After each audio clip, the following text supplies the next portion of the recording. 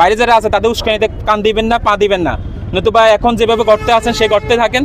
আপনারা যদি গর্ত থেকে বের হওয়ার চেষ্টা করেন, এদেশের মানুষ আপনাদেরকে এই দেশ থেকে বিতাড়িত করবে। ফ্যাসিস্ট আওয়ামী লীগের ডাকা লকডাউন প্রতিরোধে লক্ষ্মীপুরে অবস্থান কর্মসূচি, বিক্ষোভ কর্মসূচি ও মোটরসাইকেল মহড়া করেছে ইসলামী ছাত্র শিবির। বৃহস্পতিবার সকাল থেকে দফায় দফায় মিছিল নিয়ে শহরের আফনান চত্বরে অবস্থান নেয়। পরে শহরের গুরুত্বপূর্ণ সড়কে মোটরসাইকেল মহড়া দেয় তারা। এ সময় হাতে জাতীয় পতাকা নিয়ে বিভিন্ন স্লোগান দিয়ে বিক্ষোভ করে কয়েক শতাধিক কর্মী সমর্থকরা। লক্ষ্মীপুর শহর শিবিরের সভাপতি ফরিদ উদ্দিন, শহর সেক্রেটারি আব্দুল আউয়াল হামদু, অর্থ সম্পাদক ইসমাইল হোসেন ফয়সাল সহ নেতাকর্মীরা উপস্থিত ছিলেন। তবে প্রশাসন কঠোর অবস্থানে থাকায় সকাল থেকে দুপুর পর্যন্ত কোথাও আওয়ামী লীগের কাউকে অবস্থান নিতে দেখা যায়নি। আঞ্চলিক সড়কের পাশাপাশি দূরপাল্লার সকল ধরনের যানবাহন চলাচলও স্বাভাবিক ছিল।